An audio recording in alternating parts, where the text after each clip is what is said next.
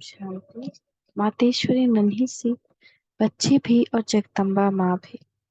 ब्रह्म कुमारी दादी जानकी जी कहती हैं, मम्मा को हम पहले से ही जानती थी, लेकिन जैसे कुमार का दादी की उनके साथ फ्रेंडशिप थी वैसे नहीं थी। वे दोनों दोनों उम्र में मेरे से छोटी हैं। मम्मा बहुत एक्टिव थी। वह हम लोगों से न्यारी थी। परंतु जब ओम मंडली में हम पहली बार हमने देखा तो बहुत आश्चर्य हुआ।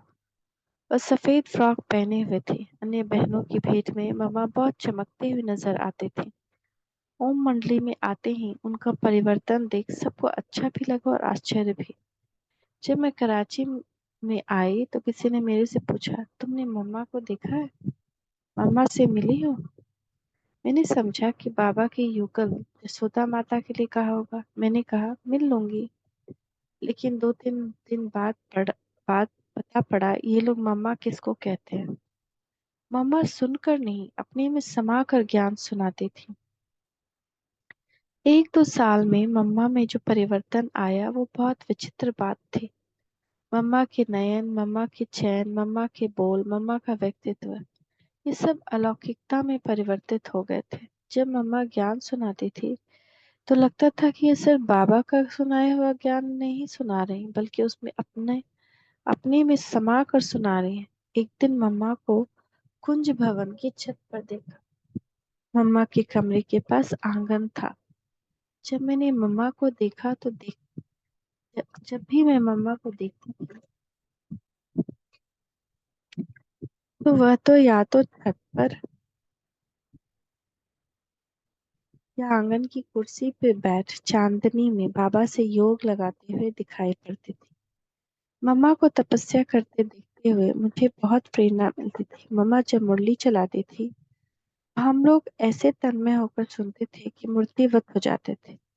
मुरली 1.5 घंटा चलती थी तो हम भी एकाग्रता में बैठ सुनते थे। मम्मा की मुरली इतनी प्यारी होती थी कि बात मत पूछो। पूरे यज्ञ में देखा जाए तो मम्मा बहुत कम बात करती थी। मम्मा का यह गुण मुझे बहुत अच्छा लगता था। उस समय मैं भी बहुत कम बात करती थी। अंतर्मुखता की यह प्रेरणा मैंने मम्मा से प्राप्त की। दूसरों के साथ बहुत कम संबंध रखती थी। कभी कभी दीदी के साथ थोड़ा बहुत बात करती थी। बातों बातों में मैंने दीदी से यह कहा था कि मैं मम्मा से डरती हूँ, इसलिए नहीं कि मैंने कोई गलती की, लेकिन ऐसे ही उनके पास जाने में थोड़ी झिझक होती है। यह मम्मा को मालूम पड़ा।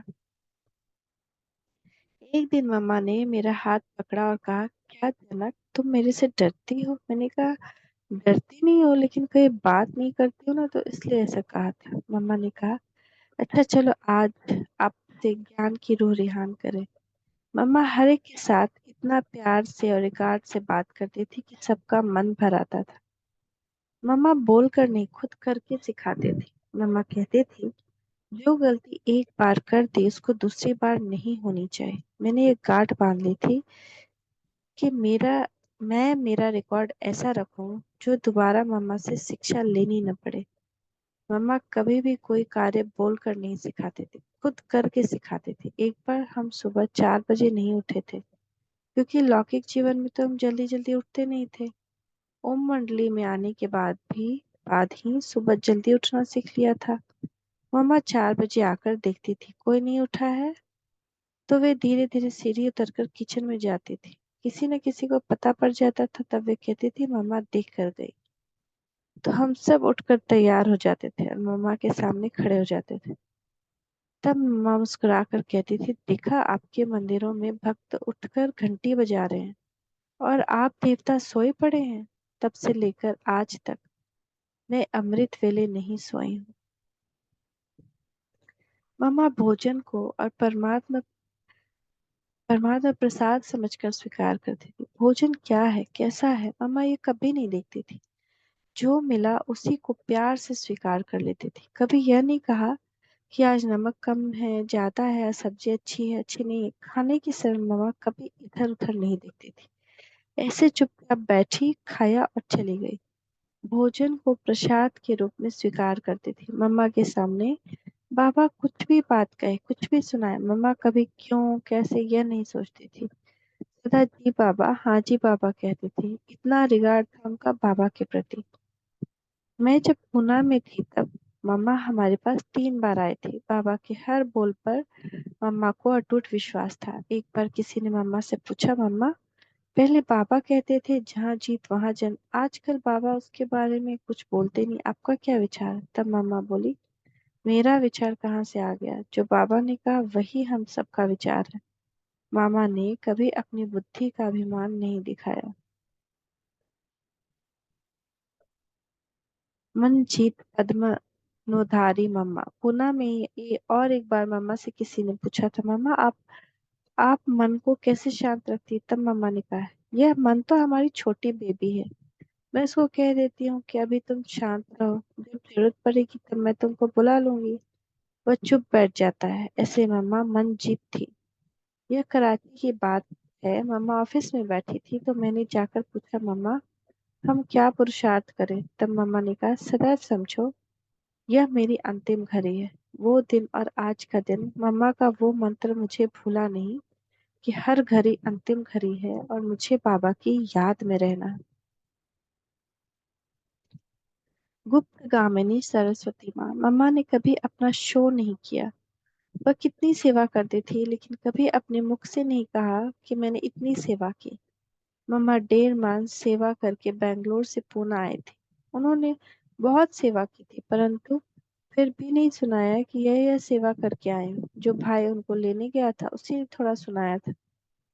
तब हमने मम्मा से पूछा तो उन्होंने कहा, सेवा अच्छी थी, इतना ही कहा, इससे ज्यादा कुछ नहीं कहा। इस प्रकार मम्मा अपने बारे में, किए हुए कार्य के बारे में कभी दूसरों को नहीं बताती थी। वे जितनी त्यागी, उतनी ही वैरागी, उतनी ही तपस्वी थी। मम्मा को मैंने राधे के रूप में देखा, सरस्वती के रूप में देखा, काली के रूप में देखा और जगदम्बा के रूप में भी देखा।